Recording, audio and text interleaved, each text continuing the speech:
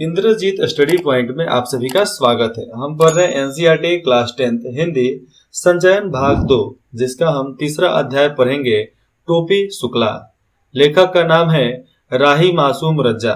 तो चलिए जानते हैं एक हिंदू परिवार और एक मुसलमान परिवार के बच्चे की कहानी और उसकी जीवनी की आगे की कहानी। इफान नाम था, जो टोपी शुक्ला का दोस्त था उसका नाम था इफान। इफान के बारे में कुछ जान लेना चाहिए, इसलिए जरूरी है कि इफान टोपी का पहला दोस्त था। ये जान लो आप कि इफान टोपी का पहला दोस्त था।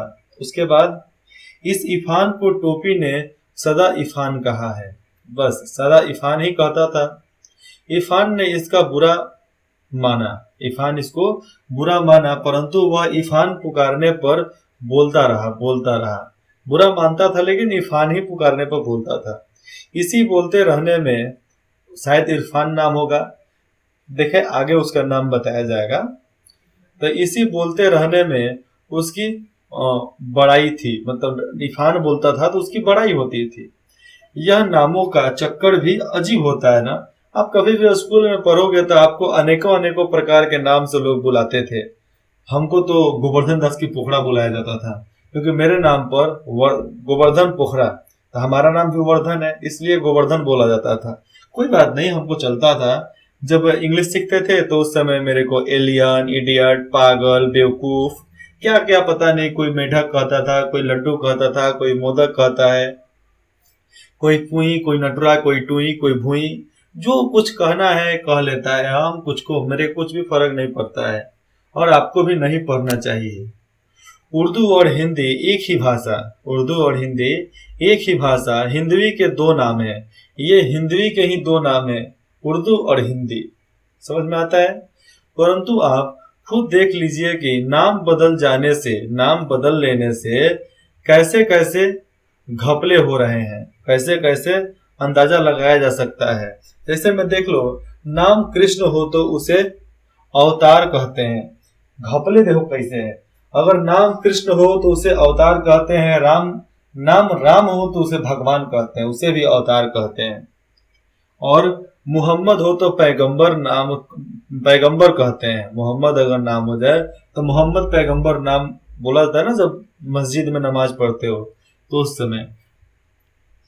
नामों के चक्कर में पड़कर लोग यह भूल गए हैं कि दोनों ही दूध देने वाले जानवर चराया करते हैं, मतलब गाय को चराया करते हैं। दोनों ही पशुपति हैं, गोवर्धन है, ब्रिज कुमार हैं। दोनों का काम है गाय का दूध निकालना पीना, लेकिन मुसलमान तो गाय को खा भी जाते हैं।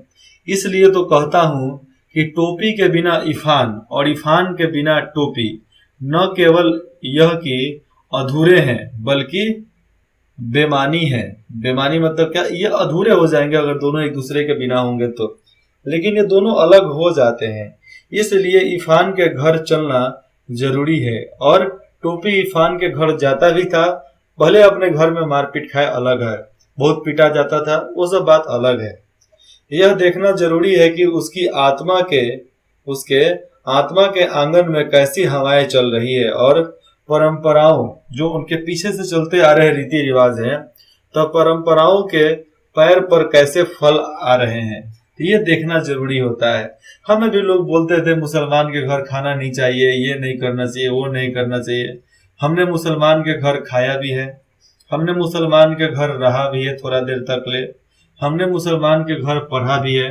हमको तो कोई फर्क नहीं दिखा भैया। लोग बोलते हैं गाय नहीं खाना चाहिए, हमने एक बार गाय भी खा लिया है, कोई फर्क तो नहीं पड़ा।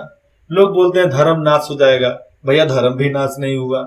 हाँ, ये जागरूकता जरूर आ गई है कि धर्म परंपरा नाम की कोई चीज नहीं होती है, केवल संस्कृति है कि हमें कुछ अपने पूर्वजों का दिया हुआ धर्म को मानना चाहिए, आदर करना चाहिए। अब ये नहीं कि उसको अंधाधुन मानना चाहिए। हम कानून थोड़े हैं कि आंख मूंद कर चलेंगे। अरे भैया इंसान है, जो मन करेगा वो करेंगे। इरफान की कहानी भी बहुत लंबी है, फुर्सत से बताते हैं, परंतु हम लोग टोपी की कहानी कह सुन रहे हैं, इरफान की कहानी नहीं। हम लोग टोपी की कहानी कह सुन रहे हैं, इसलिए मैं इरफान की पूरी कहानी नहीं सुनाऊंगा, बल्कि केवल उतनी ही सुनाऊंगा जितनी टोपी की कहानी के लिए जरूरी है। समझे? मैंने इसे जरूरी जाना कि इरफान के, देखो यहाँ पर मैंने इसे जरूरी जाना कि इरफान के बारे में आपको कुछ बता दूं, क्योंकि जरूरी बात है इसलिए बताना जरूरी होता है, क्योंकि इरफान आपको इस कहानी में जगह जगह दिखाई देगा, जगह जगह दिखाई देगा। न टोपी इरफान की परछाई है और न ही इरफान टोपी की परछाई है। ये दोनों दो आजाद व्यक्ति हैं, दोनों दो आजाद व्यक्ति हैं। इन दोनों व्यक्तियों का डेवलपमेंट, मतलब इनकी बढ़ोतरी, इनकी परवरिश एक दूसरे के आजाद तौर पर हुआ। इन दोनों को दो तरह की घरेलू परंपराएं मिली, एक को हिंदू परिवार मिला, एक को मुस्लिम परिवार मिला। इन दोनों के जीवन के बारे में अलग अलग सोचा गया, फिर भी इरफान टोपी की कहानी का एक अटूट हिस्सा है। आज देखा जाए तो टोपी के कहानी का जो इरफान है एकदम अटूट हिस्सा है, एकदम जुड़ा हुआ। देखो यहाँ पर मजबूत हिस्सा बताया जा रहा है। यह बात बहुत महत्वपूर्ण है कि इरफान टोपी की कहानी का एक अटूट हिस्सा है। यहाँ देखना जरूरी है कि इरफान टोपी के कहानी में एक बहुत मजबूत हिस्सा यहाँ पर समझ में आता है उसका। देखिए आगे उसकी कहानी में आगे कहा जाता है, मैं हिंदू मुस्लिम भाई भाई की बात नहीं कर रहा हूँ, मैं उनके बारे में सोच भी नहीं रहा हूँ। मैं यह बेवकूफ़ी क्यों करूँ, मैं यह बेवकूफ़ी, देखो हिंदू मुस्लिम भाई भाई, ये मैं बेवकूफ़ी क्यों करूँ? क्या मैं रोज अपने बड़े या छोटे भाई से यह कहता हूँ कि हम दोनों भाई भाई हैं, हम दोनों भाई भाई हैं, कहता हूँ? नहीं कहता हूँ। यदि मैं नहीं कहता तो क्या आप कहते हैं? मैं नहीं कहता तो क्या आप कहते हैं? हिंदू मुसलमान अगर भाई भाई हैं तो कहने की जरूरत नहीं है, भाई भाई हैं तो है भैया।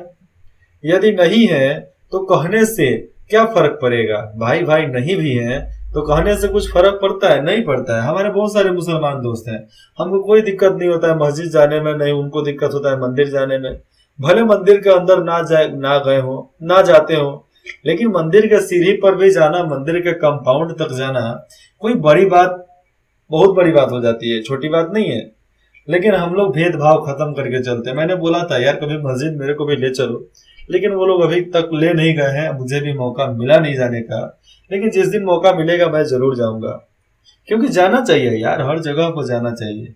ऐसे मैंने पीर बाबा के पास गया है, बहुत सारे मस्जिद के आगे भी गए हैं, मस्जिद के अंदर भी गए हैं, लेकिन नमाज वाले जगह पे अभी तक हम नहीं गए हैं।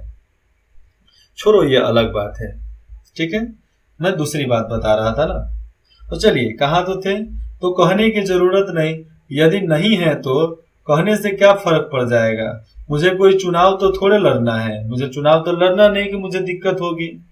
मैं तो एक कथाकार हूँ, मैं तो एक कवित्री हूँ, मैं तो एक कवि हूँ और एक कथा सुना रहा हूँ। मैं टोपी और इरफान की बात कह रहा हूँ। ये इस कहानी के दो चरित्र हैं, तो दो पात्र हैं इस कहानी के। एक का नाम है बलभद्र नारायण शुक्ला, क्या नाम है? बलभद्र नारायण शुक्ला। और दूसरे का नाम है सैयद जरगाम मुर्तुजा, याद रहेगा, सैयद जरगाम मुर्तुजा। एक का नाम बलभद्र नारायण शुक्ला और दूसरे का नाम था सैयद जरगाम मुर्तुजा। थोड़ा पढ़ने में, थोड़ा मुसलमान नाम है ना, पढ़ने में थोड़ा दिक्कत हो जाता है। मुर्तुजा। एक को टोपी कहा गया और दूसरे को इरफान कहा गया। इरफान के दादा और परदादा बहुत प्रसिद्ध मौलवी थे। इरफान के दादा और परदादा जो थे वो बहुत प्रसिद्ध मौलवी थे। काफिरों के देश में पैदा हुए, मतलब हिंदू के देश में पैदा हुए, हिंदू के देश में मरे, परंतु वसीयत करके मरे, मतलब बहुत ज्यादा जमीन जायदाद करके मरे कि लाश करबला ले जाया जाए। करबला का मतलब होता है मुसलमानी क्षेत्र में एक पवित्र जगह पर ले जाया जाए। उनकी आत्मा ने इस देश में एक सांस तक न ली, मतलब उनकी आत्मा ने इस देश में एक सांस तक न ली। उस खानदान ने जो पहला हिंदुस्तान बच्चा पैदा हुआ था, समझो जिस खानदान ने हिंदुस्तान की एक भी सांस नहीं ली थी, इस काफिरों के देश की सांस नहीं ली थी, उस हिंदुस्तान में उनका एक बच्चा पैदा हुआ। वह बढ़कर इरफान का बाप हुआ, वह बड़ा होकर इरफान का बाप हुआ। उसके बाद जब इरफान ने पिता सैयद मुर्तजा हुसैन मरे तो उन्होंने यह वसीयत वसीयत जो होता है, जो जमीन जायदाद छोड़ कर जाते हैं, वसीयत नहीं की कि उनकी लाश करबला ले जाया जाए, वह एक हिंदुस्तानी कब्रिस्तान में दफना दिए गए। मतलब ये नहीं बोले थे कि हमारे लाश को कहाँ ले जाना है, ये नहीं, क्योंकि उस समय करबला था, कुछ प्रसिद्ध जगह था, वहां पर नहीं ले जाना था। वो हिंदुस्तानी मिट्टी में थे, हिंदुस्तानी मिट्टी में मिल गए बस। इरफान की परदादी भी बड़ी नमाजी बीबी थी, मतलब दिन में 5 बार नमाज पढ़ती थी, क्योंकि मुसलमानों में है कि 5 बार नमाज पढ़ना पड़ता है दिन में, यही उनके कुरान में लिखा है। करबला नमाज खुरासान, काजमैन और जाने कहाँ की यात्रा कर आई थी, और बहुत जगह की यात्रा वो कर आई थी। परंतु जब कोई घर से जाने लगता है तो वह दरवाजे पर पानी का एक घड़ा जरूर रखवाती है। कोई भी घर से बाहर जाता है तो एक पानी का घड़ा रखवाती है, और मांस का सदका भी जरूर उतरवाती है। मांस का सदका मतलब नजर नहीं उतरवाते हैं, उस तरह सदका का मतलब यहाँ पर देखो दिया है एक टोटका, मतलब नजर उतरवाती है मांस से। हम लोग मतलब मर्चा जलाकर नजर उतारते हैं, मर्चा और मेथी, शायद मर्चा और जमाइन, और ये लोग मांस से नजर उतारता है, मांस दिखा दिखा कर। समझ में आता है। इरफान की दादी भी नमाज रोजे की पाबंद थी, वो भी खूब नमाज रोजा करती थी। परंतु जब इकलौते बेटे को चेचक माताजी निकली तो वह चरपाई के पास एक टांग पर खड़ी हुई और बोली, माता मोरे बच्चे को माफ कर दो, माता मोरे बच्चे को माफ कर दो। पूरब की रहने वाली थी, 9 या 10 बरस की थी जब ब्याह कर लखनऊ आई थी। मैं पूरब में रहती थी, लखनऊ आई थी 10-12 साल की थी तब। परंतु जब तक जिंदा रही पूर्वी बोली बोलती रही। लखनऊ की उर्दी ससुराली थी। लखनऊ में जो उर्दू बोला जाता था वो ससुराली भाषा थी।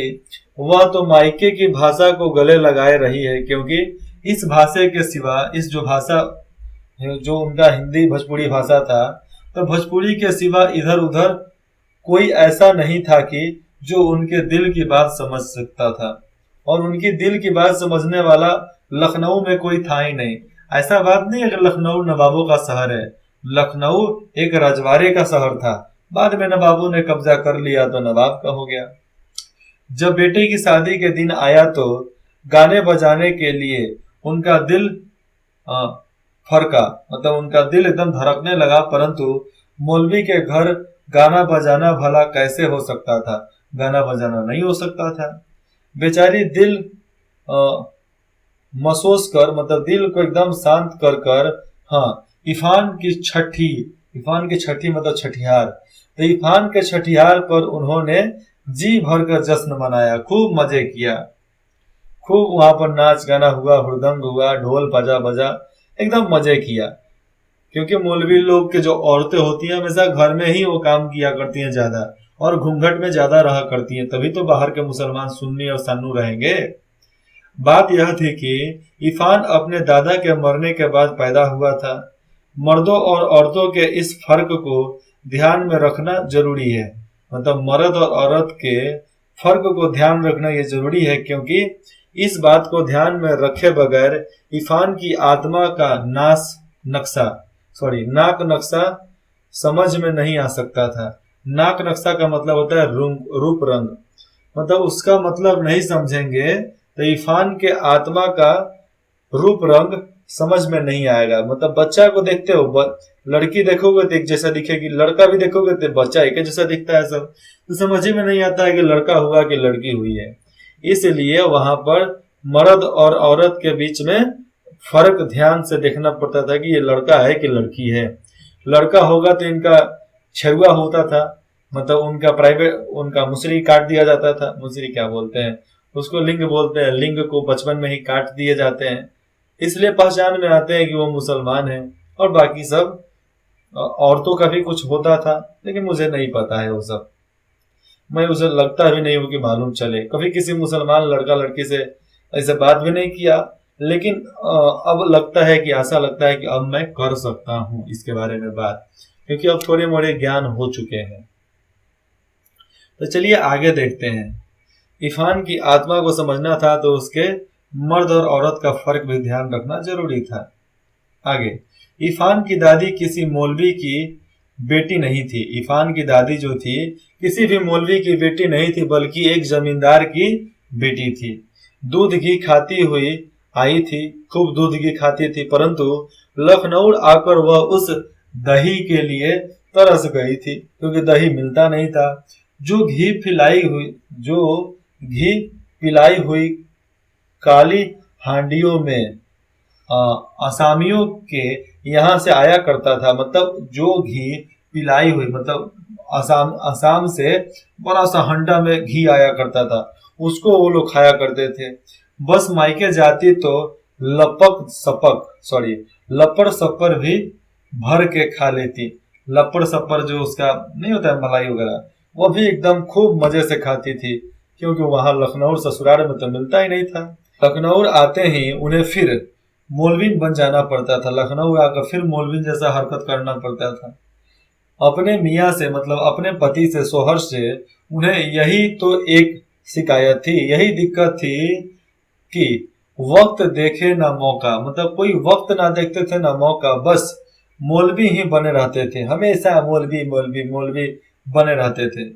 ससुराल में उनकी आत्मा सदा बेचैन रहती थी, हमेशा। कोई जरूरत नहीं है कि नहीं हो, हमेशा बेचैन रहती थी, क्योंकि आपको खाने की आदत है, जहां चल जाओ खाना वहां पर नहीं मिले वैसा, और दिल मचल उठता है। ये बात सत्य है, आपको भी मानना पड़ेगा।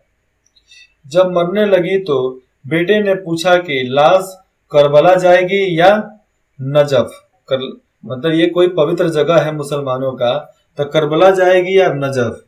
तो बिगड़ गई, बोली, रे बेटा, जौन तो से हमारी लाश न संभली जाए, मतलब जौन तोहरा से लाश हमार ना संभली जाए तो हमारे घर भेज दियो।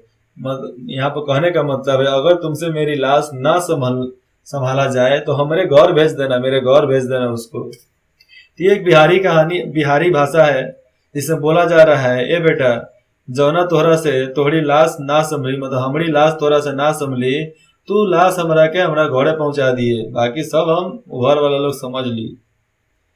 मौत सिर पर थी, इसलिए उन्हें यह याद नहीं रह गया था कि अब घर कहाँ है, ये सब भूल गई थी।